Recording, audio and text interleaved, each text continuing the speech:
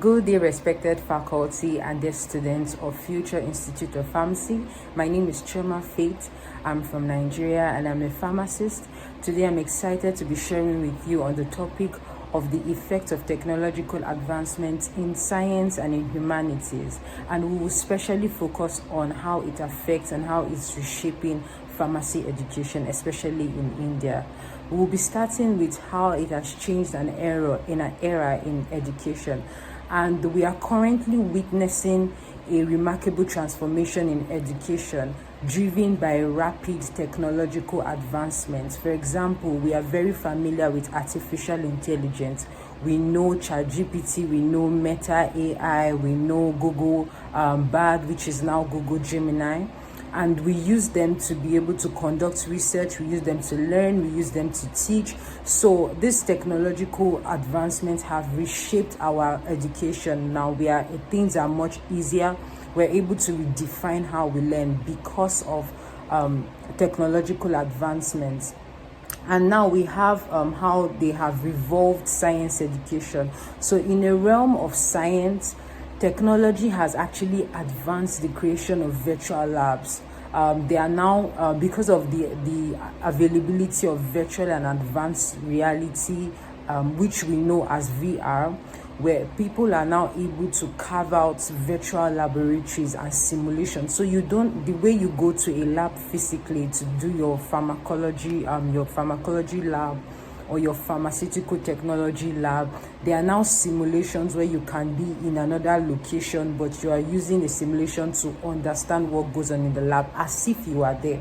So these are things that are new, that are being they are made possible because of the technological advancements that we have, and they improve our learning of science. So pharmacy students are able to simulate drug interactions and biochemical processes in a controlled virtual environment as if you're there. And this just does not enhance understanding, but it also reduces the cost that is associated with physical lab materials. So instead of buying all the tools you need for the lab, for example, your lab materials, you don't need to spend money on that because you already have a simulation that makes it feel as if you're there and provides you with the materials as though you are performing it by yourself. It has also transformed humanities. So the field of humanities, digital tools have empowered scholars to be able to analyze vast amounts of data.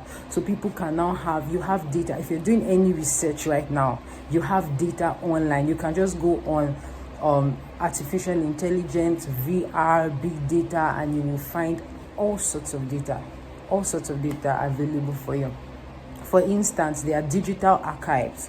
So it's just like you have your archives of books that are in the library, but all of these materials have been made available for you so that they are now online and you can just easily access them rather than going from book to book looking for something. You can just ask on an artificial intelligence tool. I'm looking for a research article on a pharmaceutical product, or I'm looking for a research data on an API, an active pharmaceutical ingredient, or I'm researching on a plant.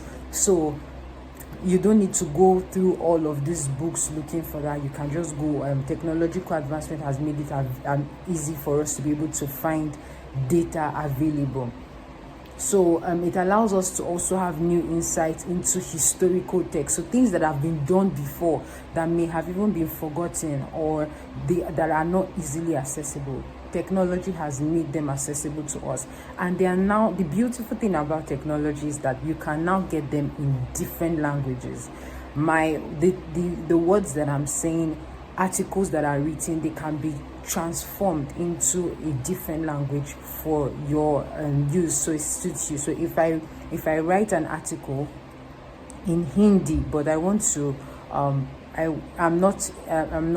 don't understand Hindi, I can't read Hindi, and I want to translate it to English, technological advancements are made available now that can translate such write-ups, and you have them in the languages and you can access them. So languages are no longer a barrier.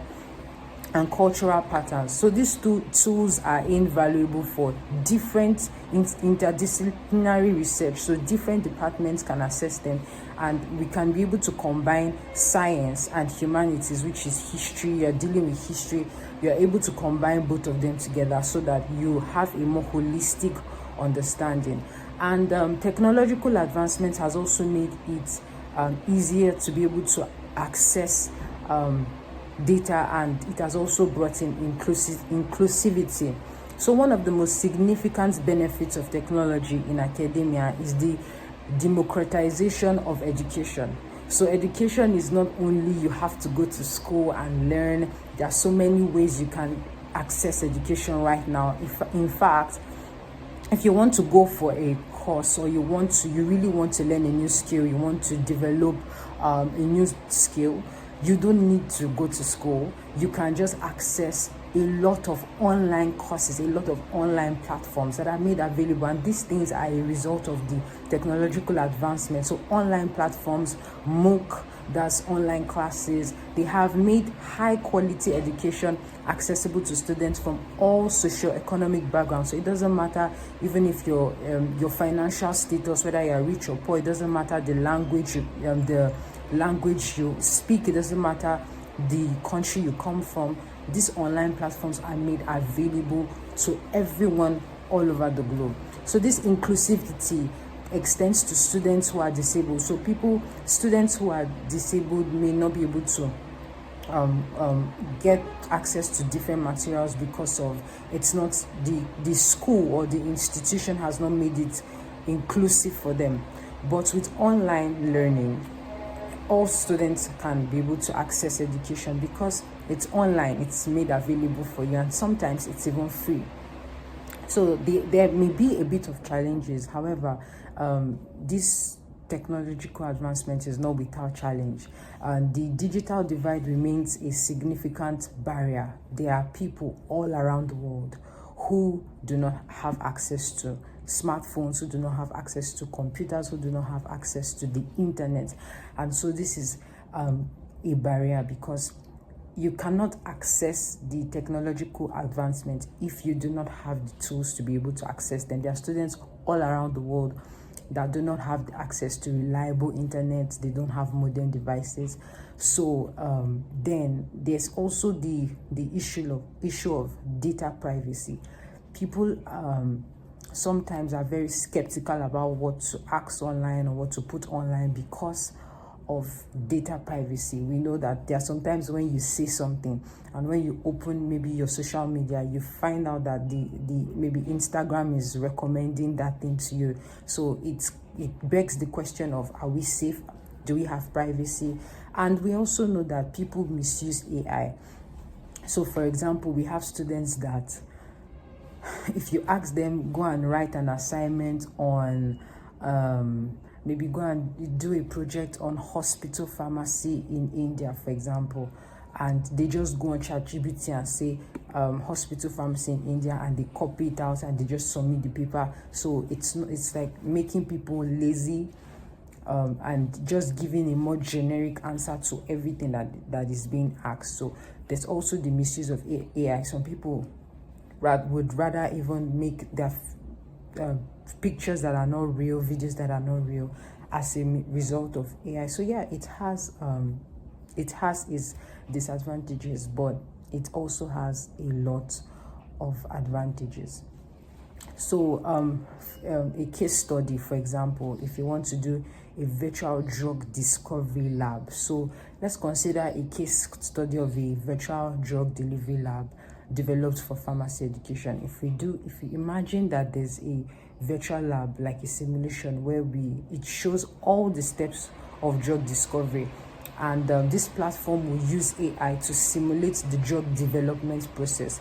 So it offers pharmacy students an insight of what it's like to carry out a clinical trial. Imagine that something like that is available in an institution that you are in. Wonderful, beautiful. So this is a very brilliant example of how technology can play a huge role in your education. So concerning preparing for the future, as future pharmacists, as future researchers, I advise you and I encourage you to embrace these technologies. They are not your enemy. They are actually one of the best tools you can have in your education. So embrace them, learn how to use them properly, and to use them ethically. Stay updated with technological trends and continuously adapt your skills. Make sure that you are thriving. The world is changing. What was there in 2020 is not, the world is more advanced than it was in 2012. It's more advanced than it was in 2014. So as the world changes, make sure that you keep evolving and you keep changing. So there's going to be more in the future.